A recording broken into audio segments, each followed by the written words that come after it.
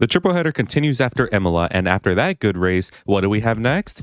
Monaco. Look, I've said it once, I'll say it again. This track is just hype moments and aura, and for a simple person like me, I adore this track. Yes, I don't deny that the racing here is more boring than a 3-hour lecture in college, but come on. Cool buildings, cool boats, cool city, come on. Anyways, if this track isn't your cup of tea, don't worry. Sunday also features another great race as also a guaranteed banger, the Indy 500. That happens like an hour-ish after the Monaco race, so don't miss the Indy 500, and please talk about it a lot in the comments so I can start making IndyCar content. Anyways, back on topic, the Monaco Grand Prix is one of, if not the most historic racetrack in F1 history, hence why it still has a place on the calendar. Even though the cars here are bigger than your mom, that doesn't stop the track from having nice moments here and there. There was obviously Charles winning here last year, the rain chaos of 23, 2022, Bottas 3-day long pit stop in 2021, Lewis defending against Max in 2019, and many more. While the racing may not be top notch, it is undeniable that just seeing the cars zooming around here is just pure eye porn. So to everybody who holds the belief that this track should be abandoned for better ones, simply grow up. Not every single track is going to produce the best racing, and sometimes the best racing is all about precision and accuracy. Crazy coat, my bad y'all. Anyways, let us begin the weekend by checking out any upgrades coming from the teams in the weekend, the drama and stories from the weekend prior that can influence this week, the ones to keep an eye on for, and of course, my weekend predictions that are based on nothing but facts only. So go join the Discord to experience the weekend live and subscribe if you're new if gambling is your passion. So enough yapping, and here is the 2025 Monaco Grand Prix weekend preview. See those clouds up in the corner? That's where the rain is coming from.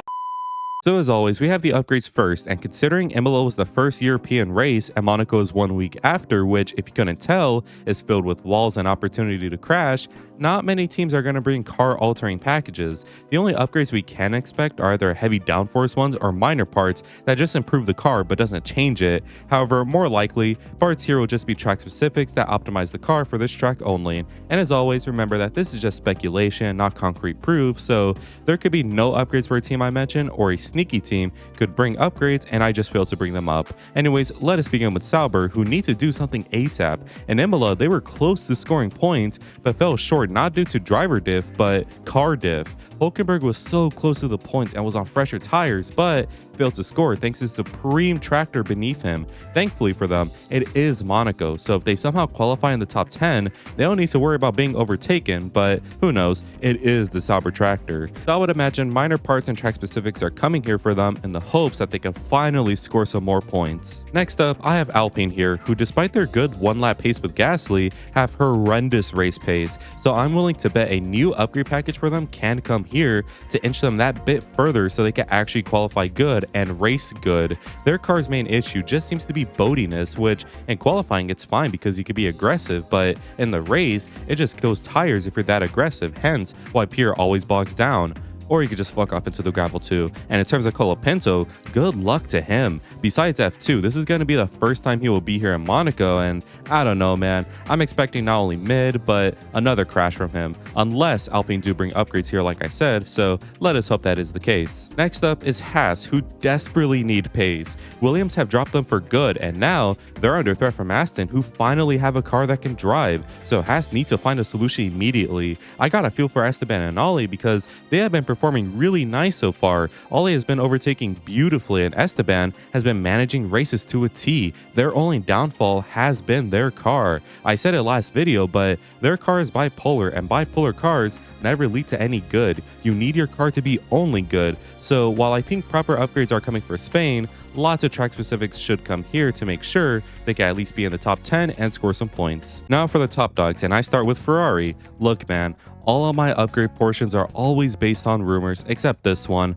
I'm just huffing hopium. I am hoping that one of these weekends, Ferrari brings a package that not only launches them to the peak of the grid, but also makes them championship contenders because our drivers have been really locked in. Lewis performs to the best of his abilities. Charles races like he has nothing to lose. I just need the car to get better ASAP. Monaco would be a good place to fix the downforce and tire troubles, and it would just be perfect for next week in Spain as well. Next up is Mercedes, who from what I know are just bringing track specifics. Mercedes have boated really well around here like last year, and if they could just keep up their momentum and not fall back like they did in the last race, then hey man, who says George cannot get in on the fun of the top 3? Plus, it would aid Kimi if the car was suited more to him, since he does struggle at times with the Merc, so again, a nice weekend for Mercedes could be on the horizon. And finally, I have McLaren here, who need to watch their back soon. If the Spain directives get rid of their advantage, they'll have Red Bull and Mercedes breathing down their neck. So what they need to do is build up their advantage again and bring some nice parts. For Monaco, I don't see them bringing a major package here, so if new parts do come, they'll likely marginally improve the car, but for the most part, track specifics can be expected here.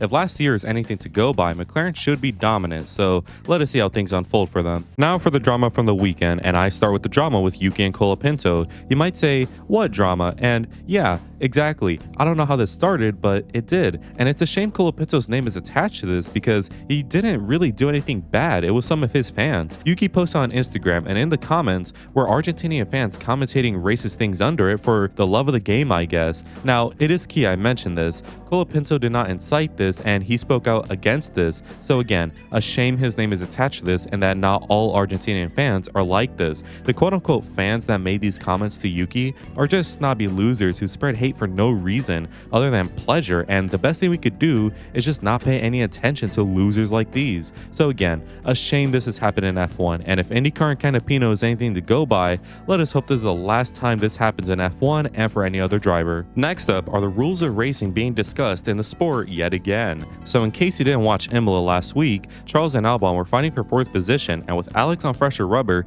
it seemed inevitable that the move would happen, but Charles did well to defend. However, on lap something, Alex lines up Charles for a move around the outside of turn 1, however, is instead sent off to the gravel. There was no penalty, however, Charles was forced to give the position back to Albon for the incident, where he then complained about racing being wrong. Now, I have my opinion, but let's see what everybody has said. People have been saying one of two things. One, that Charles's move was fine and not punishable at all, or two, that the move should have been penalized and that it is not good for racing. Personally, I believe the latter, but on one condition. If it is runoff, then I think it would have been fine since you don't lose much time going on the runoff. However, it was gravel and there were sausage curbs which do heavily slow you down and really compromise you. So that is why I believe he should have been punished. But in typical F1 Twitter fashion, there was war, there were clashes, and no one ever argued reasonably with each other. Traditions. Finally, I have the news of the potential title fight we have going on right now. Imola introduced upgrades for Red Bull, and according to Max, they work sweetly since he says the setup window is wider now, which allows for more pace to be had for different conditions and styles of racing. And as we saw in Imola, it worked to a treat since Max comfortably won that race, and now both McLarens don't have to worry about Max maybe getting them. They now need to worry about Max being ahead of them. The Red Bull car is clearly still down to McLaren, but the gap is not that big anymore, and Max is making up that difference. So essentially, we may be on equal footing finally between the top 3 in the championship, which can hopefully lead to a sweet title fight. We have Max, who is 3rd and ready to hunt for first, 20-ish points away. We have Lando 2nd, who is struggling at the moment, but once he does get past his struggles, he will be elite and is only 10-ish points behind first, which is Oscar Piastri. Piastri has won 3 races in a row this season and is racking up points out the wazoo, but he's not unstoppable. We saw in Australia he could be susceptible to mistakes that Lando and Max do not commit, so it is truly game on. Monaco, I feel, is not going to be a true test of this because it's Monaco. However, in Spain, it will be hunting season, made more true by the new technical directive there. So things are starting to heat up, and I, for one, am joining the war on Max's side. But if Ferrari ever sniff this, I will go back to them. Now for the ones you should keep an eye on for this weekend, and I say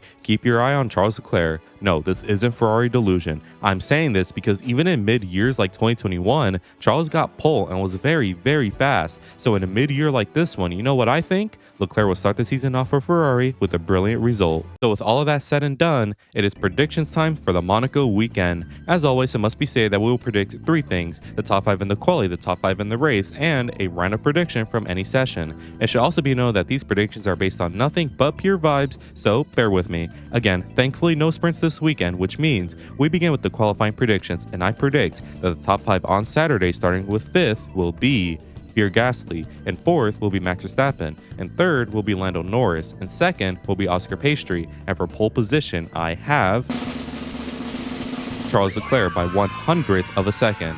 Now for the race predictions, and starting with 5th I have Pierre Gasly. In fourth, I have Oscar Piastri. In third, I have Lando Norris. In second, I have Max Verstappen. And the winner of the Monaco Grand Prix is Charles Leclerc, and the season starts now. Time for my random prediction, and I think in the race, Oscar Piastri will experience the Ferrari 2022 experience here and lose a podium and potential win thanks to pit strategy. I swear, I'm not doing this out of hatred, I just feel it. Also, make sure to join the Discord to make your predictions for the weekend and have a chance to appear in the winners and losers. So, that was my weekend preview for the Monaco Grand Prix. Overall, I'm expecting a race where cars will drive by pretty buildings. Keep your expectations low and you won't be disappointed. And again, like I said, if you are disappointed by the race on Sunday, do not worry, my guy. That is why the Indy 500 is here to save us. Yes, they're just turning left in ovals, but if you seriously think that makes the event less special or less serious about racing, do not ever speak on motorsport again. Anyways, I want to give a quick shout out to all members of the vlog for their continued support, and make sure to join if you want cool benefits as well as just helping me out.